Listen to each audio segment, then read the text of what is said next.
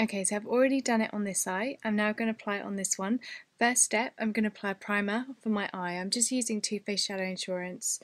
I do prefer this to Urban Decay because I do think it's a little bit smoother and it doesn't feel drying. Okay, all blended, so that's done. The next step is to get our Barry M, which is in number 64. It's a really hot pink. The reason why I'm using the 224 and not any of the other brushes is because it makes the eyeshadow go on a little bit lighter, so it doesn't pack on as much colour. And I don't want it to pack on too much colour, I want to be in control. So I'm just going to dab my brush in, get a little bit, and then take the cap of the Dazzle Dust and just kind of swirl it a little bit. And then I'm just going to apply it all over the lid. So, like that, and then just kind of using very small circular motions just to blend it in a little bit more. So yeah, these are pretty strongly pigmented colours. I really like them. Then I'm going to take one brush. This is by Gemma Kid. It's a double-ended brush. It's got a horrible scratchy liner brush on one end, but then a really good dome on the other. And this is the bit that I use all the time. I probably use this part of the brush like every day because it's really good for crease work and just blending colours in. So we take our Coastal Scents Neutral palette, which I love a lot, and we're going to take this colour, so here, so third row down, third row in from the left. I'm going to put my brush in it.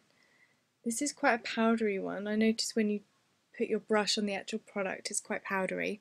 But anyway, we're going to use a soft brown like this to just soften that crease and just make the look a little bit more blended. So we'll start on the outer and just work in, and you can go slightly above your crease for this. And you can see that it's already a lot softer than it was originally when we first applied that pigment, because it just brings it down slightly in tone and makes it a little bit more wearable. So I'm just going to carry on doing that, and then I'm going to check in the mirror and I'm just going to use my finger just to kind of smooth over the edge. Back to our Coastal Scents Neutral palette, and it's the one on the far end, so the very far right of the third row down, and it's a really dark brown. It's got a little bit of gold in it, but not too much. It's not completely matte, but I think that's okay. Again, use our dome brush, so don't have to use a different brush, and I'm going to work the product into that corner there, so my very outer corner. So you can kind of dab it in and then work it in the product. See? Okay. And again, I'm going to take my finger and I'm just going to basically blend out that line. Just looking at the snow out the window, it's lovely. This is the first snow day I've ever had, I think, because my school was always open when there was snow. My school was always the one in the whole county that was open and not closed. We are going to do something with the under eye though. I'm going to take a little brush. This is the 210 from MAC. It's flayed out. You see that?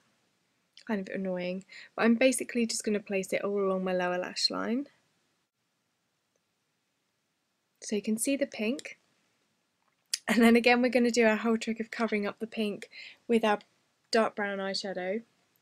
And with our Gemma Kid brush, place it right on the tip and place that very top of the tip just along your lash line. I'm going to take the Crown Chisel Deluxe Fluff brush, which is really lovely brush, really soft, very soft hairs, and it was really cheap. I got this at IMATS, and you can also buy Crown brushes online. I think it's just crownbrushes.co.uk or .eu depending on where you're living. And I'm going to take just this colour here. So this, if we're looking at the palette front on, second row down, and it's the second one in from the left, and we're just going to apply that in the inner corner and just sort of sweep it along. Okay, and I'm just going to take a little bit more. Highlight done. I'm going to have a quick look and in my mirror to see how even I am, and this is something everyone else should do as well, so excuse me while I have a look in my mirror. A highly recommended step. I do this even if I'm wearing like a super neutral look. I always have to reassess because you don't get it perfect. I'm just going to put the lid on my pigment. This is not something I would want to get on my carpet. So I'm moving on to my next step. I'm using L'Oreal Hip High Intensity Pigments, and this is the kohl eyeliner. I'm just using the one in black. You could use any colour. I was thinking about maybe using brown, but I haven't used the black one yet, so I was curious to try it. I used one of these yesterday. I love it.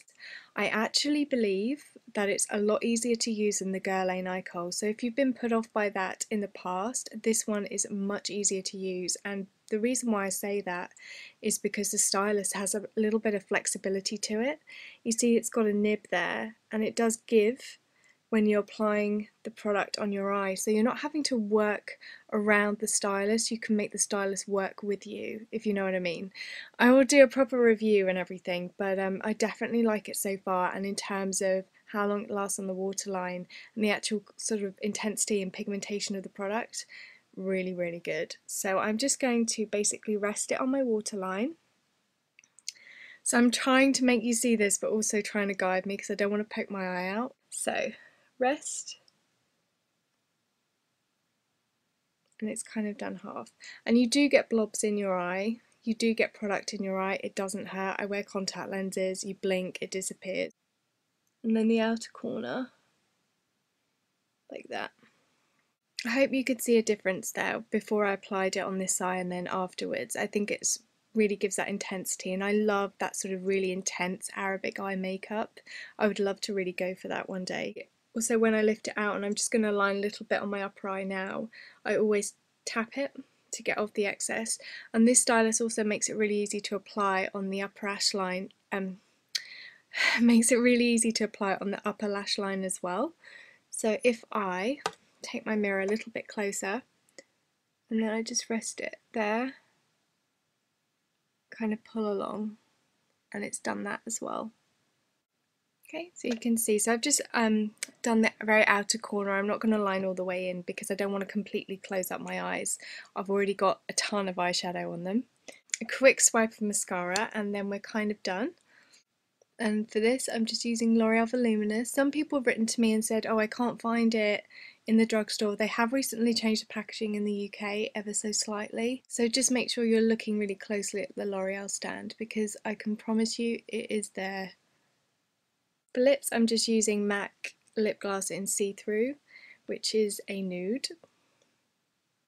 I did actually try a stronger lip, and I used a brighter pink. It didn't like it at all. I had to go back to the nude, and it's because the eyes are fairly strong for me and I can't get used to that balance of colour. So I'm going to come closer now. This is the look, a little bit closer for you. I've got photos at the end as well, but it's just a really kind of subtle, easy, smoky eye with a little bit of colour, and that's probably how I would wear colour. I would blend it into a general smoky eye, but I had a lot of fun using this pigment, and I have actually got a red one from Barry M, and I'm trying to work out how I can use a pink and a red in the same look, because I just love those colours. They're kind of shocking, but they really awaken the face and they look pretty good. So I hope you enjoyed that. I will see you all soon. Have a lovely week. Bye.